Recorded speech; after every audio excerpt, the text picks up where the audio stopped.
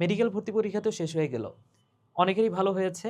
যাদের ভালো হয় নাই, তাদের জন্য শুধুমাত্র একটা কথাই বলবো যে, ভাইয়া এই সময়টাতে জাস্ট হতাশ হইও না। কারণ তোমার হাতে সময় খুবই কম। আরেকটা কথা বলবো সেটা হচ্ছে হাল ছেড়ো না। এই সময়টাতে না তোমার সমাজ তোমাকে আসলে উপর থেকে নিচে টেনে ধরবে এবং পুরা সমাজ তোমার হারের জন্যই কিন্তু অপেক্ষা করবে যে কখন তুমি হেরে যাবা। জাস্ট একটা কথা মাথায় রাখবা ভাইয়া, এই সময়টাতে তুমি যদি জাস্ট হালটা ছেড়ে দাও, তুমি আসলেই হেরে যাবা। এবং তোমার মজাটা কিন্তু ওই সময়টাতেই আসে যখন পুরা সমাজ তোমার হারের জন্য অপেক্ষা করবে, কিন্তু তুমি হারবা না, তুমি জিতে দেখাবা। এই সময়টাতেই কিন্তু আসল মজাটা আসে। আর যারা ভাবতেছো যে মেডিকেল এতদিন ধরে এত কষ্ট করে পরিশ্রম করছো, মেডিকেল যদি না হয় তোমার, তাইলে হয়তো বা জীবন বৃথা। তুমি আসলে টোটালি ভুল একটা কনসেপ্টের মধ্যে আছো। তোমার হাতে আরো সামনে অনেক বড় বড় সুযোগ আছে, অনেক বিশাল সুযোগ আছে। মেডিকেল মানে যে লাইফের সবকিছু, এটা কিন্তু না। ঠিক আছে? তো এই সময়টাতে যেহেতু আর মাত্র ৭ দিন আছে ঢাকা ভার্সিটি ভর্তি পরীক্ষার জন্য, এই ৭ দিনকে তুমি যদি ঠিকমতো কাজে লাগাও, সেই ক্ষেত্রে কিন্তু তোমার জন্য একটা বিগ অপরচুনিটি আছে ঢাকা ইউনিভার্সিটিতে চান্স পাওয়ার জন্য। জাস্ট হাল ছাড়া যাবে না। এই কথাটা একটু মাথায় রেখো।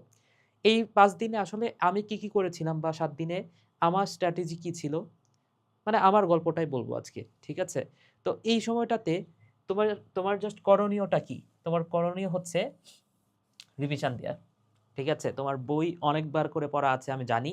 মেডিকেলের সময় অনেকবার করে পড়ালেখা করছো। সো এখন লাস্ট সময়ে তোমার কাজ হচ্ছে আরো একবার ঝালাই করে নেওয়া। এক্ষেত্রে তুমি সবচেয়ে বড় সমস্যাটা ফেস করবা কোথায়? ম্যাথে তো, তাই না?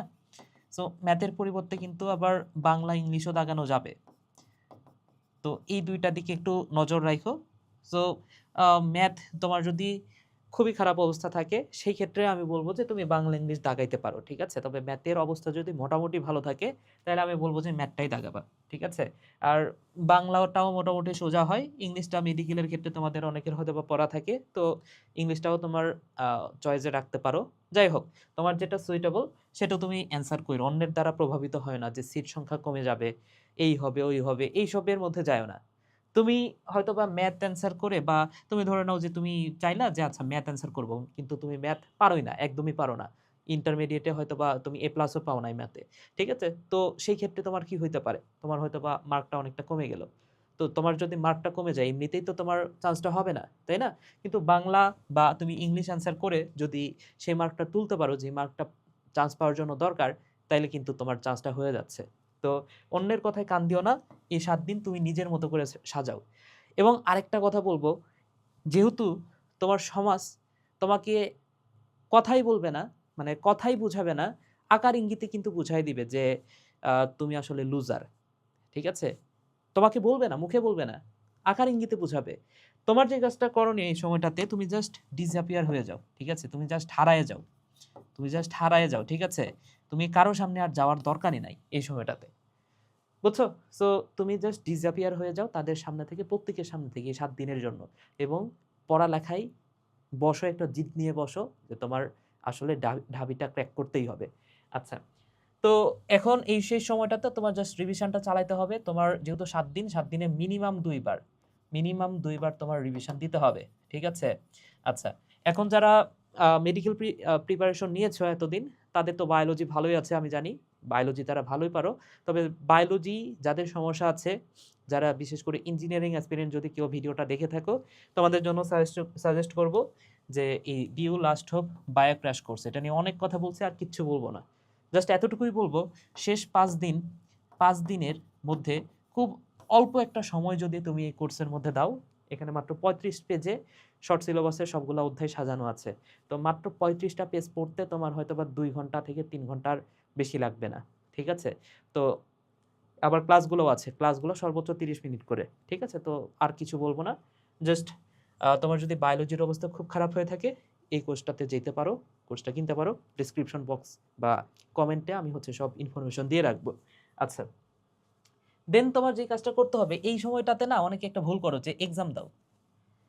তবে একটা কথা মাথায় রাখবা, এই সময়টাতে এক্সাম দিতে গিয়ে তোমার যদি কোনো একটা এক্সাম খারাপ হয়ে যায়, তোমার কনফিডেন্স একদম ১০০ থেকে 0 হয়ে যাবে। ধরে নাও তুমি এক্সামে অনেক ভালো করো, ঠিক আছে, অনেক ভালো করো, তুমি 100-র মধ্যে 85 পাচ্ছ, 90 পাচ্ছ, 90 পাচ্ছ, কিন্তু একটা এক্সাম পেপার খুব কঠিন হয়েছে এবং তুমি সেই এক্সামে 85-90 না পেয়ে তুমি পেয়ে গেছো ধরে নাও যে 65, এটাও কিন্তু খারাপ মার্ক না, যথেষ্ট ভালো মার্ক। কিন্তু যখনই তুমি 65 পাবা, ধরে নাও যে আরো একটা এক্সাম দিলা, তুমি পেয়ে গেলা 60, হ্যাঁ, বা 70 পাইলা, তো তখনই কিন্তু তোমার কনফিডেন্স ড্রপ করবে যে এতদিন ধরে এত কিছু পড়লাম। একটা বিষয় চিন্তা করো তো, যে মেডিকেল পরীক্ষার ঠিক আগ মুহূর্তে তোমার এই কথাটা মনে হয়েছে না যে এতদিন ধরে যা পড়ছি মনে হচ্ছে যে কিছুই পড়ি নাই, এরকম মনে হয়েছে না? এটা আসলে সবারই হয়, তোমার শুধু একার হচ্ছে না, ঠিক আছে, কিন্তু আসলে সব কিছুই তোমার পড়া আছে। এখন জাস্ট তোমার যে কাজটা করতে হবে, এক্সামটা না দেওয়ার চেষ্টা করো, এবং এক্সামটা দিলেও এমন একটা পেপারে এক্সাম দিবা যে পেপারে তুমি হয়তো বা আগেও এক্সাম দিছো এবং তোমার জানা আছে যে এই পেপারে এক্সাম দিলে তুমি বেশি বেশি মার্ক তুলতে পারবা, ঠিক আছে, এই বিষয়টা একটু মাথায় রাখো। তাহলে এক্সাম দিও না, এটা আমার সাজেশন থাকবে। এবং সবচেয়ে গুরুত্বপূর্ণ হচ্ছে মেন্টাল স্ট্যাবিলিটি, মানসিক স্থিরতা তোমার বজায় রাখতে হবে। তো মেন্টাল স্ট্যাবিলিটি, এই সময়টাতে তুমি যদি আসলে হতাশ হয়ে যাও তাহলে তো সব গেছে। আমি যে কাজটা করতাম, আমারও মেডিকেল হয় নাই, ঠিক আছে, তোমাদের ঠিক মতোই আমার অবস্থাটা ছিল, কিন্তু যখনই আমার মেডিকেল হয় নাই আমি জাস্ট টোটালি ঘুরে দাঁড়াইছি। মেন কথা হচ্ছে এটা, ঠিক আছে, আমার হাতে যে কদিন সময় ছিল আমি সময়টাকে কাজে লাগিয়েছি। ওই সময়টাতে করোনার বিষয় ছিল, পরীক্ষা জাস্ট পিছিয়ে যাচ্ছিল, অনেকটাই মাঝখানে হতাশ হয়ে গেছিলাম। পরবর্তীতে আবারও নিজেকে মোটিভেট করে জাস্ট পড়তে বসছি। এই শেষ সময়টাতে তুমি যদি নিজেকে তোমার পড়ার টেবিলে ধরে রাখতে পারো, তুমি 100% শিওর থাকো তুমি কোনো না কোনো ভার্সিটিতে চান্স পাবাই, ঠিক আছে, সেটা ঢাবিও হইতে পারে, বুঝছো? তো আমি যে কাজটা করতাম, আমি প্রতিদিন মেডিকেল এক্সামের আগে আমি জাস্ট হচ্ছে পড়ার টেবিলে সারাদিন 24 ঘন্টা বসে থাকতাম, ঠিক আছে। আমি হচ্ছে মানসিক স্ট্যাবিলিটি, মানসিক স্থিরতা, এইসবের দিকে কোনো নজর দিতাম না। হ্যাঁ, আমি যেদিন মেডিকেল ভর্তি পরীক্ষা সেদিন ভোরবেলা উঠে পড়তেছি। তো এর মাধ্যমে আমার কনফিডেন্সটা কমে গেছিল কিন্তু। হ্যাঁ, আমার কাছে মনে হইছে যে আমার হয়তোবা কোনো কিছুই পড়া নাই। এমন আমার কাছে মনে হইছে। তো এরপর থেকে যখন মেডিকেল ভর্তি পরীক্ষা শেষ হইছে, এরপর থেকে আমি যে কাজটা করতাম, প্রতিদিন একটু করে নিজেকে সময় দিতাম। ০.৫ ঘন্টা, ৩০ মিনিট, ২৫ মিনিট, ২০ মিনিট এরকম আমি নিজেকে সময় দিতাম। আমি যে কাজটা করতাম, ঘুম থেকে ওঠার পরে অথবা ঘুমাতে যাওয়ার আগেই আমি একটু করে হাঁটাহাঁটি করতাম। ঠিক আছে? আমার ওখানে রাজশাহীতে পদ্মার পাড় ছিল, রাজশাহী ইউনিভার্সিটি ছিল। ইভেন ঢাকা ভার্সিটির পরীক্ষার আগের দিনের কথাও মনে আছে। যেহেতু মেসে থাকতাম, সেই সময়টাতে হচ্ছে আশেপাশের এলাকা থেকে বন্ধু-বান্ধব আসতো মেসে, হ্যাঁ? থাকার জন্য আসতো। কালকে পরীক্ষা, আজকে সব বন্ধু-বান্ধব এসে মেসে, ওইদিন আসলে পড়ালেখাই হইতো না। তো আমার মনে আছে যে ঢাবি ভর্তি পরীক্ষার আগের দিন বিকালবেলা আমরা যত বন্ধু-বান্ধব ছিলাম, যতজন হচ্ছে বাইরে থেকে আসছে, সবাই মিলে ঘুরতে গেছিলাম পদ্মার পাড়ে। ঠিক আছে? তো বিকালবেলা পড়ালেখা করি নাই। জাস্ট আমার কাছে আমি এটা ভেবে নিছি, ধরে নিছি যে আমার সব পড়া আছে, আমার মাথায় আছে, আমি পারবো। তোমার এতদিন ধরে তুমি পড়ালেখা করছো, তোমার নিজের উপর কি একটা কনফিডেন্স নাই যে তুমি পারবা? তুমি অবশ্যই পারবা ভাইয়া। ঠিক আছে? তোমার জাস্ট কনফিডেন্সটা তুমি ধরে রাখো। ইভেন যেদিন ভর্তি পরীক্ষা, মানে ধরে নাও যে আজকে আমার ভর্তি পরীক্ষা, ওইদিন সকালেও আমি হাঁটাহাঁটি করছি। পুরা রাজশাহী ভার্সিটি চক্কর দিতাম। যেদিন হচ্ছে পরীক্ষা থাকতো, ডেন্টাল পরীক্ষার আগে চক্কর দিছি। প্রত্যেকটা ভর্তি পরীক্ষার আগে কিন্তু সকালবেলা করে হাঁটাহাঁটি করছি, দৌড়াইছি। ঠিক আছে? তো আমি বলতেছি না যে তুমি হাঁটাহাঁটি করতে যাও, দৌড়াও। তুমি যে কাজটা করবা, তুমি হচ্ছে এই শেষ দিনগুলাতে, বিশেষ করে এই যে লাস্ট ১ দিন, এই দিনটার কথা আমি বলব যে এই সময়টাতে, শেষ দিনটাতে তোমার আসলে কোনো কিছু করার এত বেশি পড়ার দরকার নাই। তুমি যে কাজটা করবা, যত পড়া আছে তুমি রাত ১০টার মধ্যে কমপ্লিট করে ফেলবা। হ্যাঁ? আগের দিন, ঠিক আছে? আগের দিনটায়, অর্থাৎ ২০ তারিখে এক্সাম, ১৯ তারিখে রাত ১০টার মধ্যে তোমার যত পড়া আছে, তুমি সব পড়া হচ্ছে কমপ্লিট করে, বইটা স্টপ করে তুমি ঘুমায়ে যাবা। এবং এই সময়টাতে না তোমাকে অন্যজন প্রভাবিত করতে পারে। হ্যাঁ? অনেকে বলবে যে আচ্ছা, যেই কয়েকটা ঠিক, মানে আমি যেই কয়েকটা পারবো শুধুমাত্র সেই কয়টাই দাগাবো। যেগুলা পারবো না সেগুলাতে হাত দিব না। এরকম অনেকে অনেক কথাই বলবে। ঠিক আছে? তুমি অন্যের কথা দ্বারা কখনোই প্রভাবিত হবে না। তুমি যে কাজটা করবা, তুমি নিজে থেকেই আগে থেকে ভেবে রাখো যে তুমি কি করবা? তুমি কয়টা দাগাবা? তুমি কি সব দাগাবা? নাকি ২-১ টা বাদ রাখবা?